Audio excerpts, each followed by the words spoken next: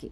पहलगाम आतंकी हमले के बाद से ही यह तय हो गया था कि भारत शांत नहीं बैठेगा, जवाब देगा, और अब वो खबर भी आ गई है जिसका इंतजार देश के 140 करोड़ लोग कर रहे थे। भारतीय सेना ने पाकिस्तान में एयर स्ट्राइक की है जिसमें जैश और लश्कर के ठिकानों को बर्बाद कर दिया है। पहलगाम हमले के 2 सप्ताह बाद भारत ने ऑपरेशन सिंदूर लॉन्च किया और पाकिस्तान में आतंकियों के 9 ठिकानों को बर्बाद कर दिया, जिसमें पीओके और पाकिस्तान के अंदर बने आतंकी ठिकाने शामिल हैं। रफाल और मिग विमानों की मदद से भारत ने पाकिस्तान में घुसकर एयर स्ट्राइक की और पाकिस्तान को करारी चोट दी है।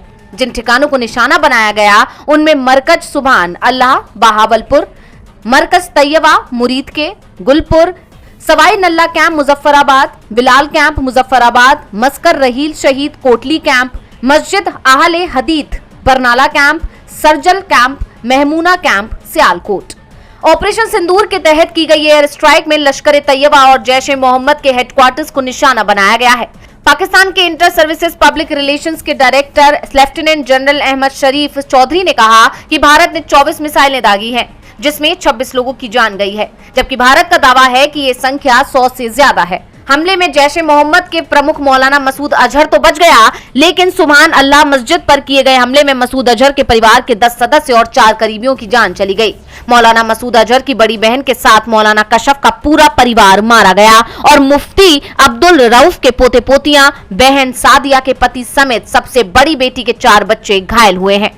पाकिस्तान के टीवी चैनलों की तरफ से कहा जा रहा है कि बहावलपुर में मौलाना मसूद अजहर के मदरसे पर 4 मिसाइल दागी गई थी। भारत के विदेश सचिव विक्रम मिस्री, आर्मी की कर्नल सोफिया कुरैशी और एयरफोर्स से विंग कमांडर व्योमिका सिंह ने ऑपरेशन के बारे में जानकारी दी। कर्नल सोफिया कुरैशी और विंग कमांडर व्योमिका सिंह ने बताया कि रात 1:05 पर और 1:30 के बीच ऑपरेशन हुआ। 25 मिनट के इस ऑपरेशन में आतंकियों के launch pad, training centres target किए और उन्हें तबाह कर दिया।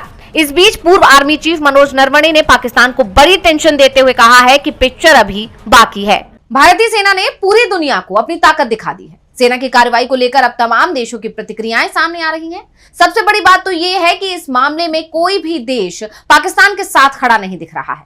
तो किस देश की तरफ से क्या बयान आया, सामने आई रिपोर्ट। पाकिस्तान में भारत की एयर स्ट्राइक ने तहलका मचा दिया है। जहां भारत की जनता को अपनी सेना पर गर्व हो रहा है, तो कुछ देश इसे लेकर चिंता भी जाहिर कर रहे हैं। इस कार्रवाई के बाद भारत ने कई देशों के राजनयिकों से बात की। दुनिया भर के राजनयिकों को ऑपरेशन सिंदूर के बारे में जानकारी दी। इसमें यूएनएससी में शामिल देशों के राजनयिक भी शामिल हैं, जिससे ये साफ हो गया है कि भारत वैश्विक स्तर पर भी पाकिस्तान को घेर रहा है। भारतीय एनएसए अजीत डोभाल ने चीनी विदेश मंत्री वांग ई से फोन पर बात की। उन्होंने वांग ई को साफ किया कि भारत का इरादा तनाव बढ़ाने का नहीं है, लेकिन अगर पाकिस्तान ने तनाव को और बढ़ाने की कोशिश की तो भारत दृढ़ता से जवाबी कार्रवाई करने के लिए पूरी तरह तैयार है। दरअसल चीन ने भारत की इस कार्रवाई को दुर्भाग्यपूर्ण बताते हुए कहा था कि हम मौजूदा हालात को लेकर चिंतित हैं। तुर्की का भी कहना है कि ये पाकिस्तान की संप्रभुता का उल्लंघन है।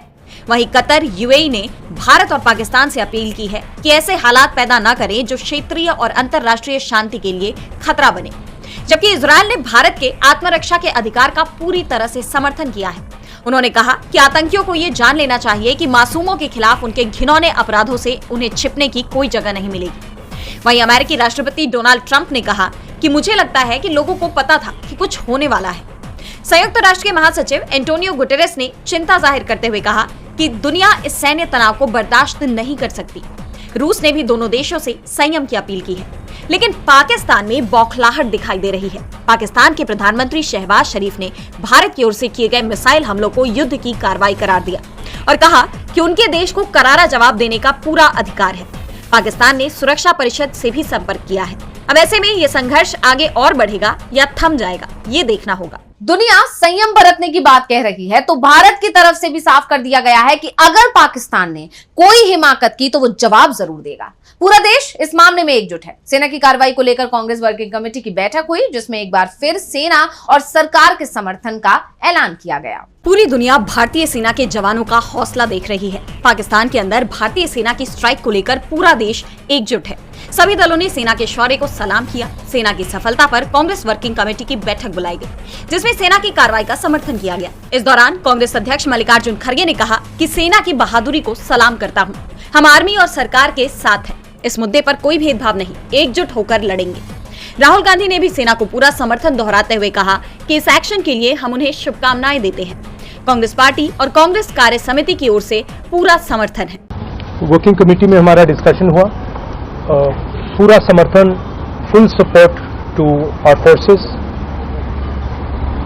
Best wishes to them, much love to them, complete support from the Congress party and the Congress working committee.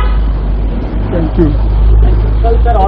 सभी विपक्षी दलों के नेताओं ने इस जंग में सेना और सरकार का समर्थन करने का ऐलान किया है, तो सरकार ने सभी दलों को इस मामले में जानकारी देने के लिए सर्वदलीय बैठक बुला ली है।